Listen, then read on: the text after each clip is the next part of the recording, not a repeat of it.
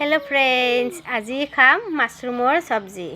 এয়া কিন্তু মই বনোৱা নাই, আমাৰ ভাই বুৱাৰী নমিতাই বনাইছে। মই মাহঁতৰ ঘৰলৈ গৈছিলোঁ, ভাইটিয়ে মাছৰুম আনিছিল। মই বহুত ভাল পাওঁ, সেইকাৰণে তাইক বনাবলৈ দিলোঁ। এয়া তাই মাছৰুমখিনি গৰম পানীৰে প্ৰথমতে ধুই লৈছে, অকণমান সময় তিয়াই থৈছিল। এয়া হাতেৰে ছিঙি ছিঙি দিছে, কোমলি গৈছে। এয়া আলুখিনিও বইল কৰি লৈছে। এয়া মাছৰুমখিনি আৰু আলুখিনি কুটি লোৱা হোৱাৰ পিছত এইবাৰ বহাই দিছে কেৰাহীখনত পিঁয়াজখিনি আৰু মিঠাতেল। ইয়াতে তেজপাতো দি দিছে। চিম্পুলকৈ বনাইছে, কিন্তু খাবলৈ বহুত টেষ্টি হৈছিল। এয়া তেলখিনি গৰম হোৱাৰ পিছত ইয়াতে দি দিছে বইল কৰি লোৱা আলুখিনি আৰু মাছৰুমখিনি এনেদৰে লৰাই লৈ ভাজি লৈছে। ইয়াতে এইবাৰ ঢাকনি দি অকণমান সময় সিজিবলৈ দিছে। মানে তেলখিনি আৰু মাছৰুমখিনি মিক্স হ'ব লাগিব যে, সেইকাৰণে এয়া ঢাকনিখন গুচাই দি আকৌ এবাৰ লৰাই দিছে। লৰাই অকণমান সময় ভাজি লৈ জুইটো অকণমান কমাই দি অকণমান সময় ভাজি লৈ ইয়াতে আদা নহৰু জলকীয়া পেষ্টখিনি ইয়াতে দি দিছে।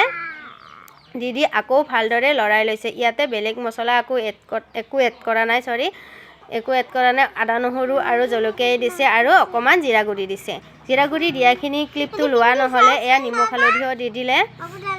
এইবাৰ লৰাই অকণমান সময় এনেদৰে ভাজি লৈছে।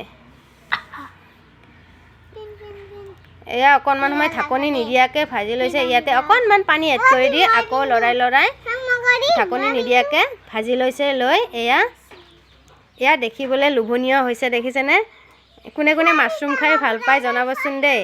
আৰু বিশেষকৈ জুহালত বনোৱা খাদ্য খোৱাৰ মজাই বেলেগ। এইবাৰ অকণমান পানী এড কৰি দিছে, দি অকণমান সিজিবলৈ দিছে। পানীখিনি অকণমান শুহি যোৱাৰ পিছতে মাছৰুম খাবলৈ ৰেডি হৈ যাব।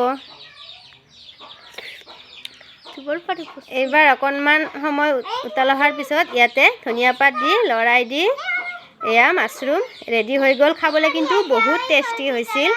অকল মাছৰুমেই নহয়, তাই বনাইছিল চিকেন বনাইছিল আৰু সৰু মাছ ভাজি আৰু দাইল বনাইছিল। এয়া চিকেন, এয়া মাছৰুমৰ তৰকাৰী আৰু এয়া সৰু মাছ ভাজি আৰু এয়া দাইল।